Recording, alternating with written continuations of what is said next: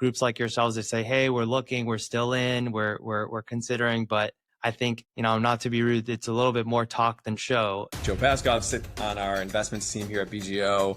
Been with the company 9.5 years. If you gave me both of those options, in bucket one, you say above replacement cost, mid 3 cap going in, but you have accreted debt. And on the other hand, you say equal and opposite. I'll take option B all day long. Right, which is where we're at now. Which is where we're at now. Overpaying for the real estate because of the debt, or underpaying for the real estate because of the debt. Yeah, because of the expensive debt. Fundraising in and of itself is down and redemption queues are up. So that's all the more reason where I think if you have liquidity and you're not dependent on financing, I think it is just such an intuitive time to buy today. I think what you're seeing in the first half of this year is people are starting to accept this as the new reality. Huge shout out to my coworker who's leading our data science, AI-driven research function that's based on tens of thousands of inputs that we put into this model. We've even gotten this down to the submarket and zip code level where we can delineate between really precise micro locations and distinguish them between one another. You're getting paid and incentivized to take risk-adjusted returns, and this is taking risk-adjusted returns to as quantitative and as meticulous as you can get.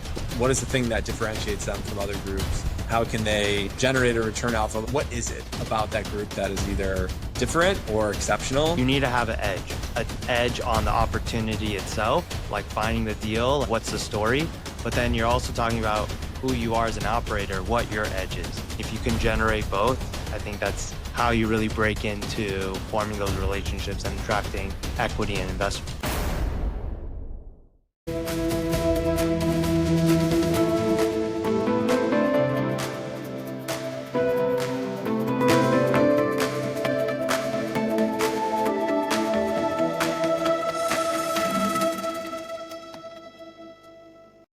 All right, welcome to another episode of Deal Flow Friday. I'm your host, David Moghavem, and today we got Joe Paskov from Bentall Green Oak. Joe, how you doing?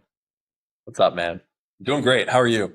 I'm good. I'm happy to have you on. I'm a little disappointed when I saw you at NMHC. You said you were thinking of moving to Miami, and you're not here yet. I don't know what's up with that. When are you coming out here? It's always a consideration. There's a lot of draws there. I mean, I spend time, I cover the market as it is. It's, weather's great, taxes. We have an office there.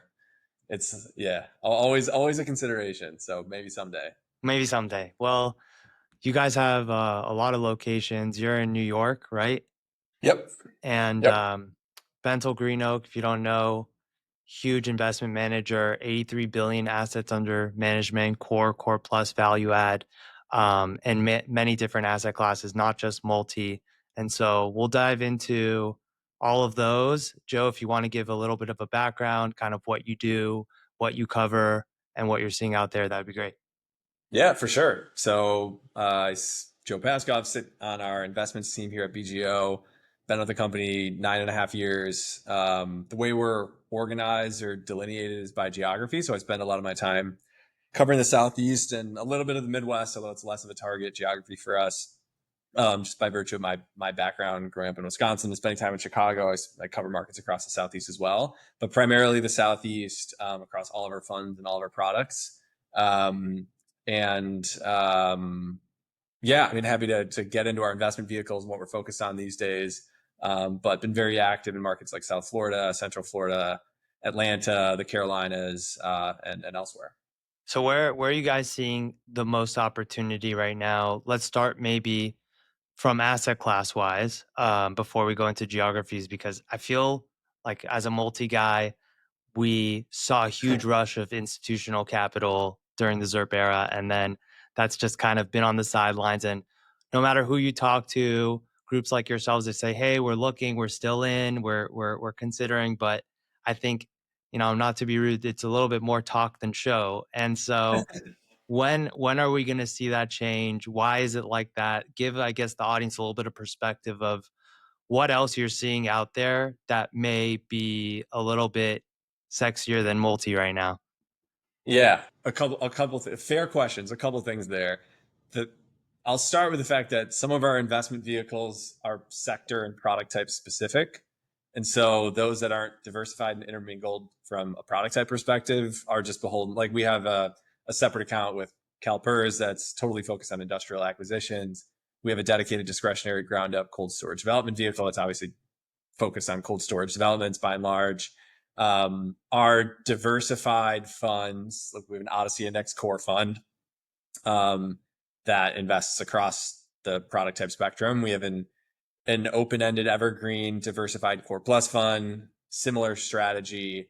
And then we have a handful of separate accounts that have a variety of strategies, but the and a handful of closed-ended value add vehicles that are also diversified in nature. So those three funds, I think that comment most aptly applies to them because we have the ability to invest in different sectors and a certain product type might be more or less in vogue for a variety of reasons. So putting aside the sector specific vehicles, I as someone who's done a lot of multifamily transactions, both directly and via programmatics, I do miss the good old days, which I would consider to be, I don't know, September of 20 through June of 2022, when you could get agency debt in the upper twos and cap rates were commensurately lower, and it felt like liquidity was at an all-time high. But obviously, that proved to be pretty short-lived and potentially not especially well-founded. And I find it somewhat ironic today because you think back to then, and the overnight financing rate was next to zero. I think it was like 0.08% at its lowest ish. Don't quote me on that, but it's something in that range. And like I mentioned before, you can get agency financing at 55% LTV around like 285, 27 fixed, depending on the time. And cap rates were 3.5 ish, 375. If you're in a core market in the Southeast, you're buying 15 to 20% above replacement cost. And there was consensus that it's an incredibly intuitive time to invest. And the rationale for it was that you could get accretive financing both on a total return basis and on a going in yield basis, and therefore take the free money, and that drove pricing up, cap rates down, and then therein lied the liquidity and the transaction volume that we were seeing. And there seemed to be uniformity amongst the investment universe that was the right thing to do, or at least it made sense at the time.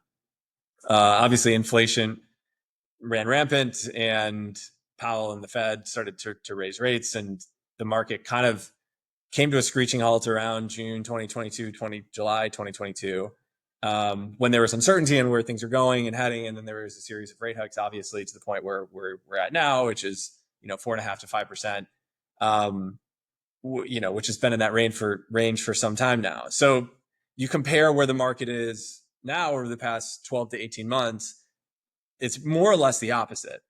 Debt is above the cost of the property level, the going in property level yield. You can get fixed rate agency financing, now to 12 months ago, you call it like mid to upper fives, let's say. Cap rates are a 5.25 ish, maybe a 5, depending on the market, upper 4, something along those lines. But the point is that for debt core, is core dilutive. plus. Yeah, debt is dilutive going in. Your yield has gone up 175 basis points on a property on an unlevered basis. You're buying below the cost of debt, but now you can buy for a 15 to 20% discount to replacement cost. So if you gave me both of those options, just take three considerations. Say, where's your basis relative to replacement? What's your going in yield? And is debt accretive or dilutive? And in bucket one, you say above replacement cost, mid 3 cap going in, but you have accretive debt. And on the other hand, you say equal and opposite, 15% below replacement cost. Your yield has now gone up 175 basis points, but you just have to tolerate dilutive debt for a period of time. I'll take option B all day long. Right. Which is where we're at now. Overpaying for the real estate because of the debt, or underpaying for the real estate because of the debt. Yeah, because of the expensive debt. Yeah. Yeah. And I understand, obviously we live in a structured finance leveraged world, and financial engineering it absolutely has an impact on values, because we're driven by the returns that we can promise and deliver in finite defined periods of time. So that makes total sense to me. But it does feel like at times we kind of trick ourselves into making investment decisions that are more short-term oriented than not only long-term, but just ones that make fundamental sense. And if you look at the fundamentals, which is what I and we try to really drill down into, which is location, product, and ultimately basis, things you can't change for the most part. It does, I think, feel like a really intuitive time to buy. And then you layer on the fact that because cap rates have gone up, the price of land hasn't really adjusted to the extent that I think it should. And hard costs and soft costs have remained, for the most part, relatively consistent over that period of time. Development yields no longer make sense. You can build to like you tell me, I don't know, 6.25, 6.5, depending on the market. In South Florida, even lower. And so you say, okay, do I build for a 6 to a 6.25, or do I buy for a 5? And I get cash flow today. My basis is lower than if I were to build. I have no duration risk, no interest rate volatility risk, no construction or cost overrun risk. I should just do that. And so, and that's what groups are doing for the most part. And the impact of that is that the new supply construction starts have gone down 70%, 75% year over year, which bodes well nationwide, which bodes well for fundamentals going forward, which is all the more reason, again, to buy today. Option B, exactly. Option B. And I think if there were more investors that had a longer term lens, I think it is an absolutely intuitive time to buy today. And I think the reasons why you're seeing that there's less liquidity than I think we'd like to see are for three main reasons I can think of. One, sellers and owners who potentially have bought in 20 and 2021 don't want to admit defeat, and they don't want to sell at a basis below their cost basis. And so there's more, relatively speaking, more illiquidity on the sell side. That's reason number one.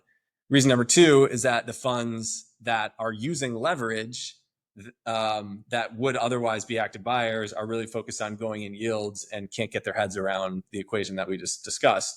And for that reason, they have a lot of pause.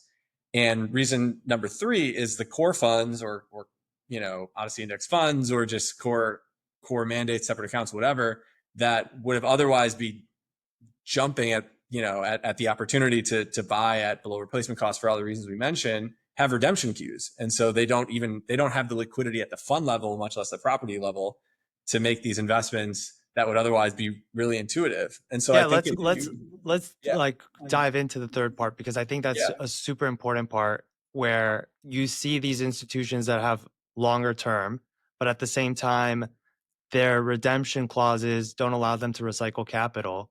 So talk a little bit about how that process works and how is that hindering institutions to jumping back in at what you say is, in a vacuum, once in a generation opportunity. Yeah. I don't, we have an Odyssey Index core fund. It's one of, I forget, I think 41 in the Odyssey world. The vast majority of funds within that index have outstanding redemption queues for a handful of reasons. One, performance is down for obvious reasons. You're marking to market, and you have valuations and appraisals on a quarterly basis. So obviously, if you have a series of however many rate cuts there were, and cost of debt goes up, cap rates go up, values go down, performance declines.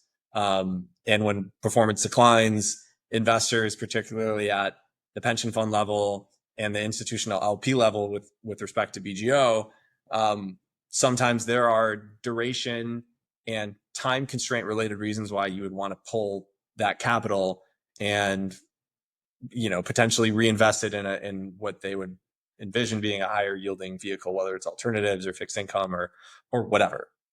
So there are reasons why that is one reason why an institution might pull and redeem. Another would be the denominator effect, just given the fact that these institutions are very particular about their allocations across the asset classes that I mentioned.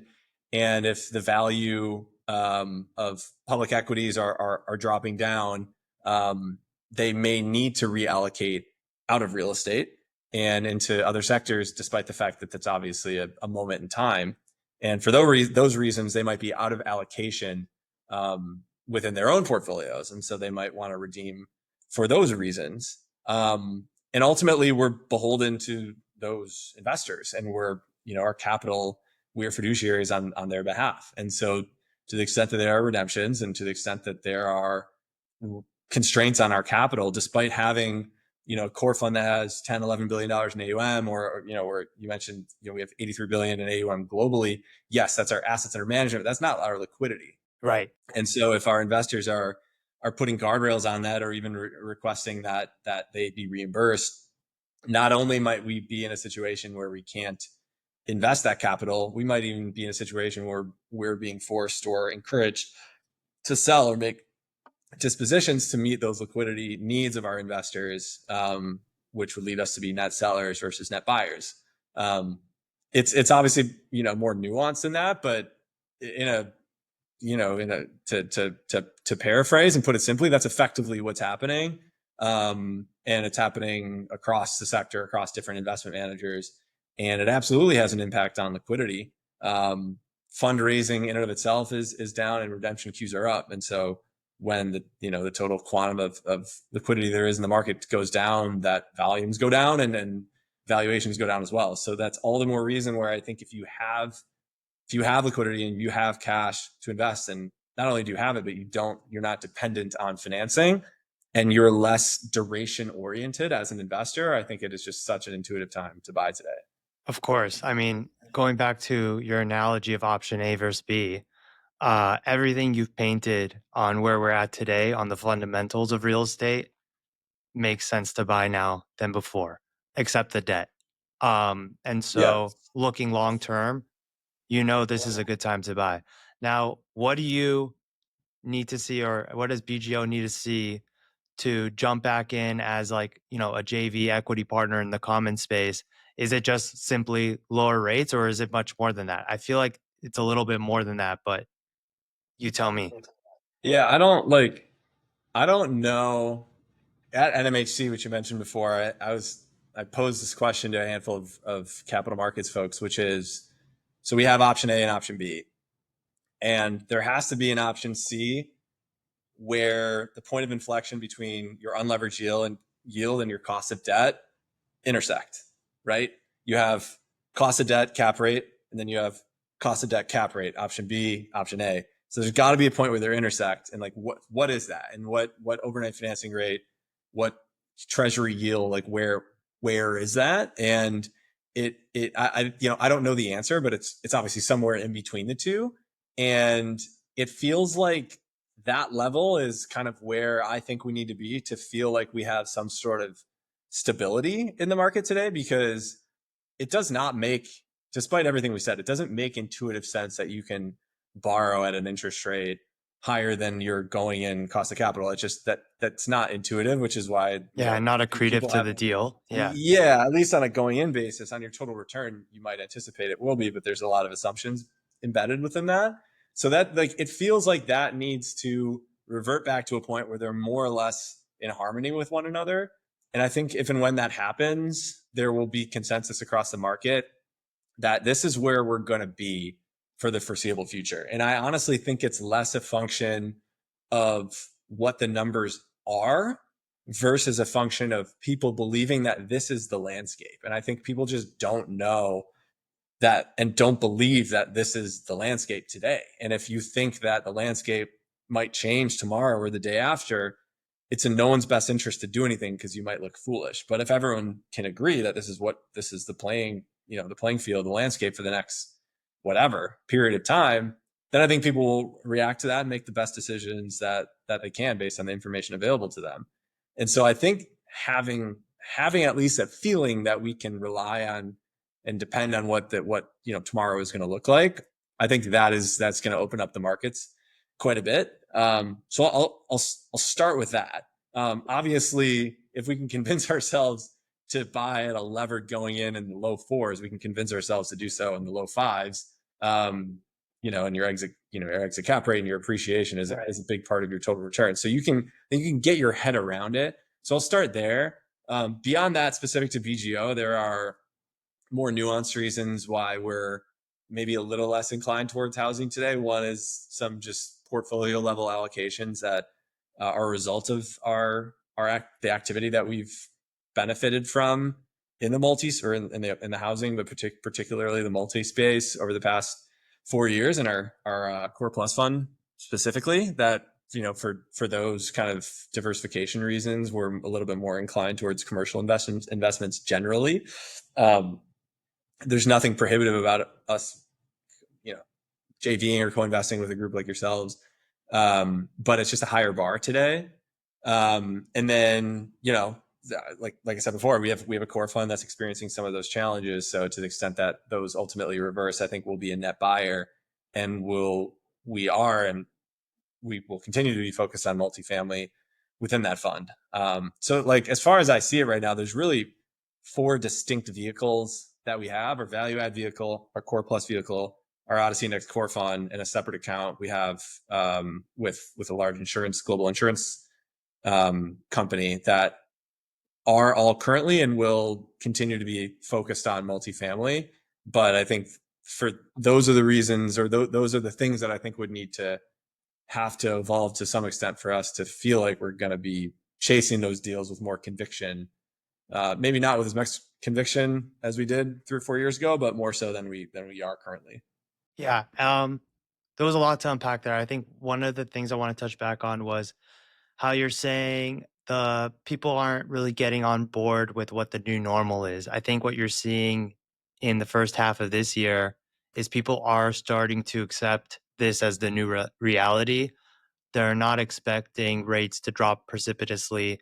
You're probably seeing the 5 and 10 year treasuries jumping around here and there, but it's nothing as volatile to what you saw the past couple of years.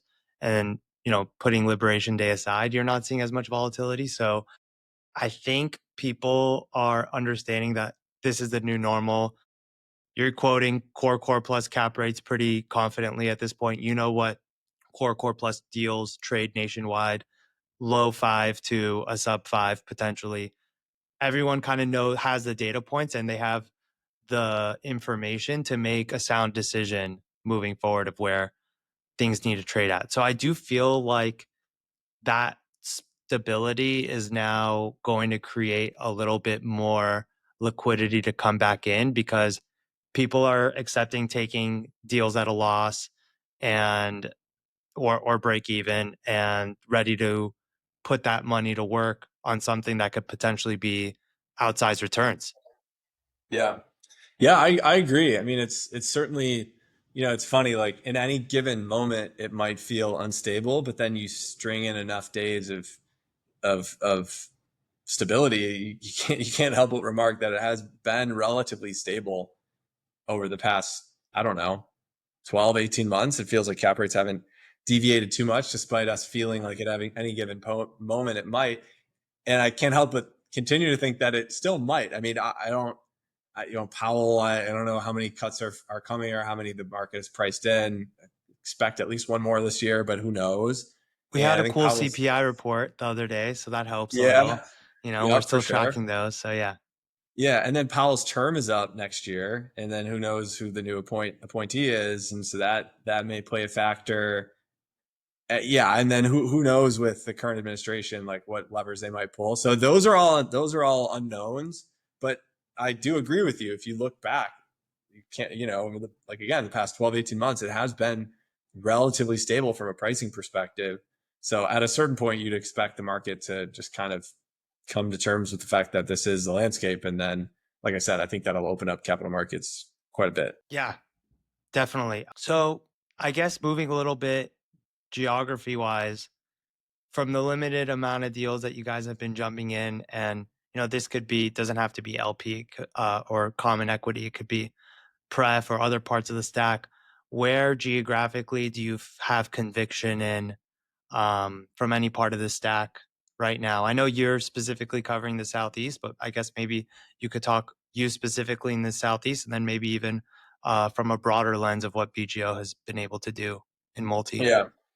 I think it totally depends on our strategy. Like just going down the risk spectrum or the risk curve. I mean, our core fund is not active on the buy side right now, but I think we'll be focused on top 20, 25 geographies nationally. It's a more risk off vehicle, and so those, we'll be focusing on demand drivers and employment centers and um, high demand MSAs in general. So I'll put a pin in that because there's more to that. So I would say, more risk off from a geography perspective. Our core plus fund is kind of along those lines in multi, potentially could be a little bit more pioneering or open-minded, but tend to gravitate more towards kind of proven metro areas. I think our value add fund is where we feel like we have the most flexibility and perhaps are the most open-minded in terms of those opportunities. And part of that is just part and parcel with what the fund is, which is a more risk-oriented, higher yielding kind of upper teens, low 20 net IRR vehicle. So we know that we have to take some risks in order to get to those returns. And I think we're open-minded in terms of what those risks are. And one of those risks is going to be location, geography, market, and submarket. So I think within that fund, we're the most open-minded, and we're willing to understand the story more so than saying like we need to invest in X market or we won't invest in Y market. So I'll start there. Beyond that, I'll give a huge shout out to my coworker and friend Chris Ledke, who's leading our data science and kind of AI driven research function. Which we have a built out team globally that works under Chris and is they're working on a number of work streams at the moment, but one of them is focusing on basically a market of what effectively boils down to like a market ranking system that's based on tens of thousands of inputs that we put into this model that's a bit of a black box, to me at least. Runs a model and comes up with effectively market rankings that are based on the likelihood and probability of us either outperforming or underperforming rent growth projections. So it's really predicated on our belief and understanding that performance is largely dependent on getting the location right, which manifests itself in rent growth. And that rent growth represents an outsized portion of your total return as far as investments go, particularly in the multifamily space, given the fact. I know you said it's a black box, but like, what are some of these inputs that are being factored, like inbound migration, affordability, just any weather, tax rates, income tax rates, real estate tax, insurance, risk of natural disaster. I think literally 20,000 inputs. So anything you could think of, and even things that you think might not be related, we're trying to assess some sort of a correlation between those things and people moving to a geography, supply and demand, how difficult is it to build, number of permits approved, and so on. So obviously, it is, if you had to think about it in an ideal world, that is what you would do, because everyone has a strategy and you're like, I want to invest in South Florida. Why? It's like, well, because South Florida has no state income taxes and it's a lovely place to live and the climate's great. It's like, okay, I agree on those things, but what about insurance? It's like, okay, maybe that, like, how do I weight that relative to the other things? And then maybe you get to a point where you take 7 things and you determine that it's a good place to invest. And it's like, all right, well, where is it pricing? You might like investing in a market, but what if it's selling at a 4 cap versus a 5 cap elsewhere? And so the way I think about it is, what are areas that we believe in and have conviction in, which I heavily rely on Chris and the team to show us what the numbers look like and how ultimately how the BGO model compares to Green Street and CoStar. And if we believe that there is a discrepancy, particularly in markets where Green Street and CoStar, you can look at it on both ends, but if Green Street and CoStar think they're the 100th best model or 100th best market, and our model thinks it's the 6th, then you look at where it's pricing. And if it's pricing in line with the 100th best market, and we think it should perform like the 6th, you'd like to think that you have an edge there, and you have some degree of likelihood that you're going to outperform from a rent growth perspective, which we've again proven that represents an outsized portion of your total return. So I say that to say that there is an overlay of that function internally where we liaise with our research team pretty frequently and seek their counsel and say, and sometimes it starts with the market, other times it starts with the opportunity or the partner. And then we cross-reference and say, hey, like what do we think? And we've even gotten this down to the submarket and zip code level where I think delineate between really, really precise, micro locations, and distinguish them between one another.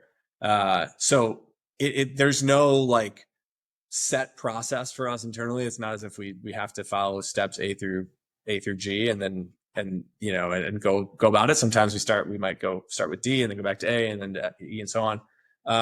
But that's kind of how we think about it and our approach, generally speaking. And then we try to stay within the frameworks of the funds, understanding that as we go along the risk curve, we become increasingly open-minded in terms of what those geographies are.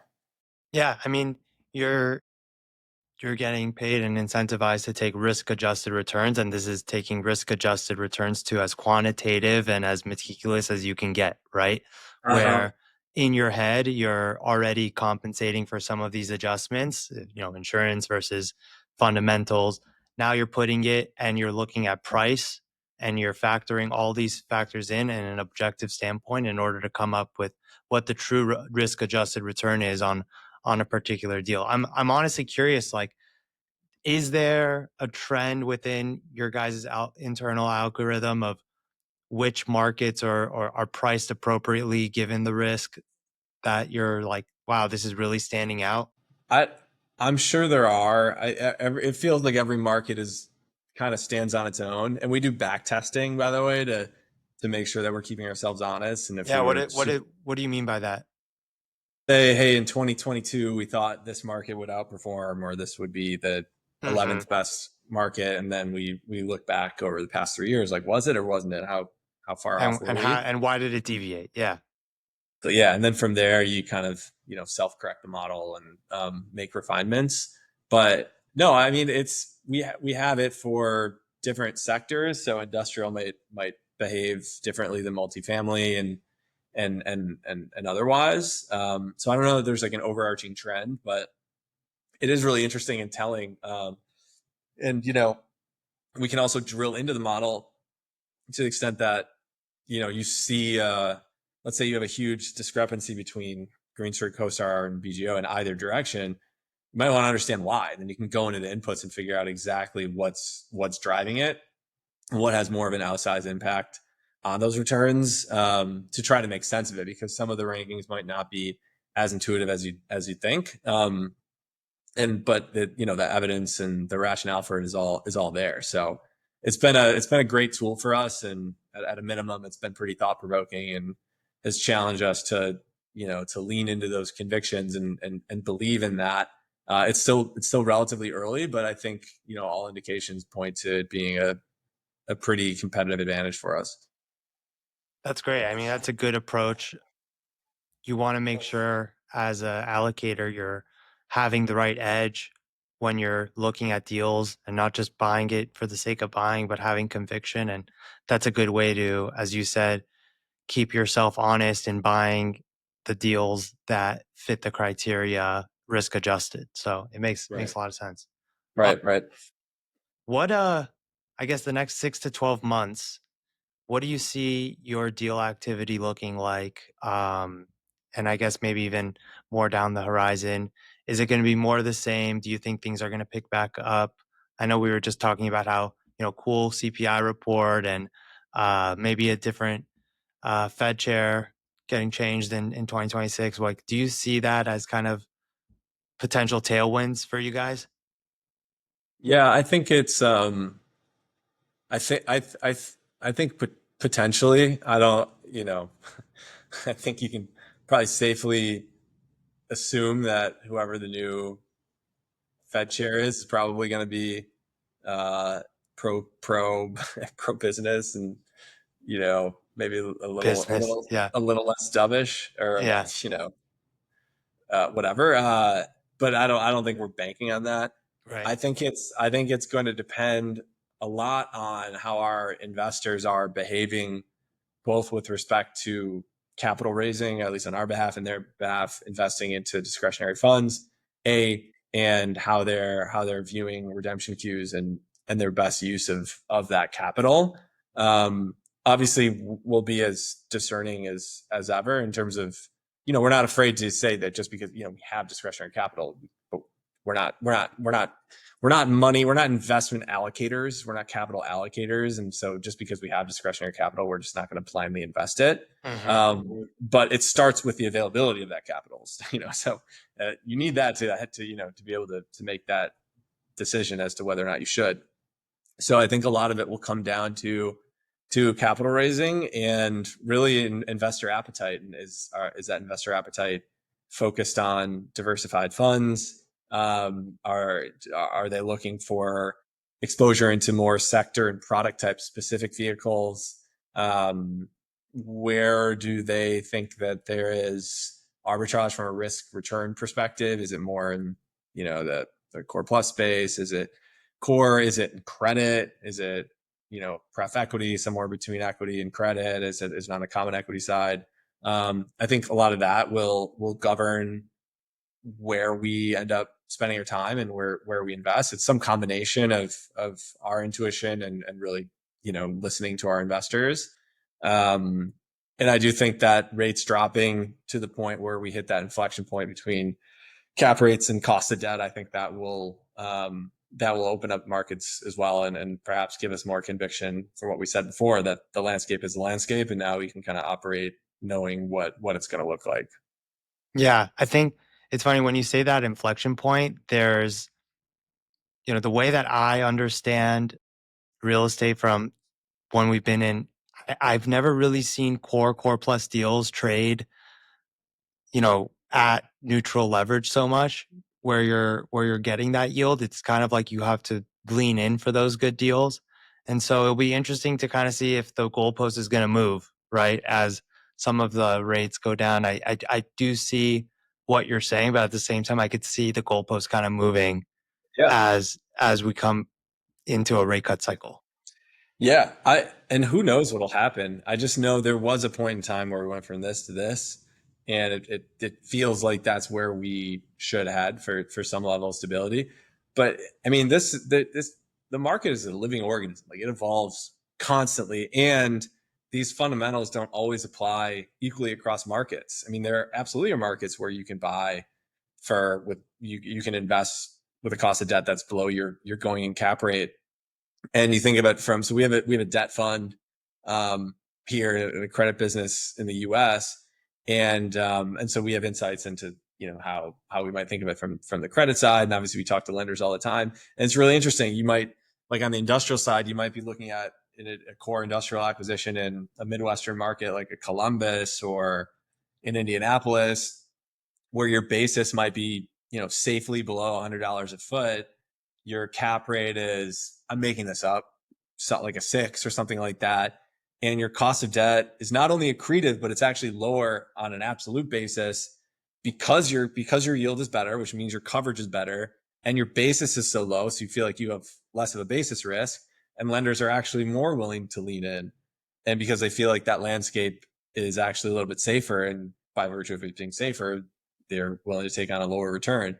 And so it's not always as intuitive or as uniform across markets as we'd like to feel like it is. But so yeah, all of that is to say is I agree. I don't know that there's a one size fits all like description of what's happening, but generally speaking, that's my best read, at least from where I sit. Yeah. And by the way, you're not really making those numbers up. Like, I think in Columbus, you are kind of finding a 6 cap that's affordable. And so you get agency debt that puts mission financing and leans in on it. And uh, those, and for well below replacement cost. So, like, that's all checking out, as you're saying. Yeah. Those quotes were for an industrial building, but yeah, I think it's pretty, like, Yeah. yield wise, it's pretty Yeah. similar. Okay. So I guess last question, kind of wrapping it up. Uh, in this down cycle, obviously it's been really tough to form new relationships from a JV perspective. You want to stick to your existing operators and partners. But as we, approach maybe a new rate cut, or even in this moment, what are some advice you can give different operators and JV partners, as a sponsor, to form those relationships with institutional groups and get them on board, and for people that, don't have as much experience with institutional capital? Yeah. I think, I mean, I can speak for myself and I can try to give an answer I think is more universal, and I'll speak for myself specifically. I would say the more universal answer is what what differentiates you as a group. Like it, if you're invested, if you have a partner that's giving you that brings to your desk a really quality industrial opportunity that you wouldn't have otherwise seen, I don't know that I really care what your management capabilities are, because at that point you're effectively an intermediary. You're a sourcing mechanism, not to dehumanize it, but like you're bringing a deal to us that we wouldn't have otherwise seen, and you should get compensated for that. But we don't really need you to be an expert at managing it. It's pretty straightforward to manage, and we have a very capable in-house management team on top of getting a property manager. And so from that perspective, your differentiation it means nothing to me. What matters is what is the opportunity, and does the opportunity make sense?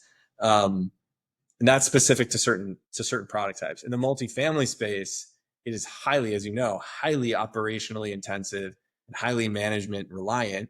And so your abilities and your capabilities, and to the extent that you can drive return alpha by way of your management expertise, it makes all the difference. On top of just having there being less risk of there being something catastrophic that happens, which is its own consideration. And so when I'm spending time with a new operator to us, or an operator with whom we don't have experience, I'm trying to ascertain what is the thing that differentiates them from other groups. How can they return, generate a return alpha? Like what is it about that group that is either different or exceptional? And that's a hard thing to do at times when there are a lot of operators out there. But I can tell you that not every operator has an answer to that question, and I'm not like putting them on the hot seat, but you can kind of gather through your discussions, and if groups are kind of out there just trying to allocate capital for the sake of generating fees, or if they really feel like they have a predetermined, well thought through approach to managing real estate. And that goes a really, really long way, because it is always easier to go with the thing that you know. In order to go to a new product, and this applies beyond real estate, you have to feel like that new thing is so much better than the old thing, such that you're willing to take the risks of taking, on the relationship that has more unknowns than the thing with which you have experience. And so that goes a long way. That isn't the entire picture. Obviously, the opportunity has a ton to do with it as well. So, if you don't bring interesting deals, then you're not going to do those deals. And so from a sourcing perspective, the capital markets folks out there do such a good job canvassing the market. And these days there are more off market deals than in prior years, but we'll absolutely look at broadly marketed deals with partners, but we have a pretty good investment team from a coverage perspective. So more than likely, if it's marketed, we've seen it. We've at least screened it at a high level. So we should absolutely have those conversations. But I think the groups that can uncover deals that are not broadly marketed, A, and competitively bid, B, I think the likelihood of us doing those deals, to the extent they're interesting, obviously, excuse me, is just higher for those reasons. And so the more such deals that these groups can bring, I think the higher likelihood of us transacting. And then that's my universal answer. And then my personal answer is just relationships, and having a level of comfort and trust, and just like, are you people that I like and want to spend time with, and that I trust, and you want to, as I say, like, get in bed with. You don't. It's just I place a high emphasis on that personally, and others obviously do as well. So having those relationships, having that connectivity with the team and the people matters a lot to me. For sure. I mean, I think out of all the podcasts that I've done, at one point everyone just mentions how this is a relationship business, and Yeah, it's just so important, and life's too short to do deals with people that you don't want to do business with. So there's so many yeah, deals and opportunities out there, but you want to do it with the people that you trust and you connect with. It's a really important point. And I would say, I guess, stepping back a bit, what your universal answer was, you need to have an edge, right? And Mhm. you kind of put it into two buckets. You put it into a edge on the opportunity itself, like finding the deal and like how are you gonna, what's the story? But then you're also talking about who you are as an operator, what your edge is. And so, in multifamily, it's a very management intensive business. So we have in-house property management. That's one of our edges, right? But then Uh-huh. from a deal perspective, how are you sourcing deals? What's your thesis in investing? Just bidding on an on-market deal and winning it market, it's just not enough for the cost of capital that we have and what you guys deploy as well. You need alpha. You need an edge Yeah. to what typical returns are in real estate. You want to generate excess returns, and that's what we do as well. So having that edge, whether it's you as an operator or the deal itself, what the edge is on that particular investment, I think that's the universal theme. And if you can generate both, I think that's how you really break into forming those relationships and attracting equity and investors. Yeah, I totally agree. Perfectly said. Yeah. Well, Joe, it was awesome having you. Hopefully, we could do this in person in Miami next time when Yeah. you eventually decide to come to the dark side, come to the south Yeah. side. Yeah. Yeah. Yeah. So until then, keep talking and really appreciate you hopping on. Yeah. Absolutely, man. Thanks for having me. This is fun. Yeah. Thanks.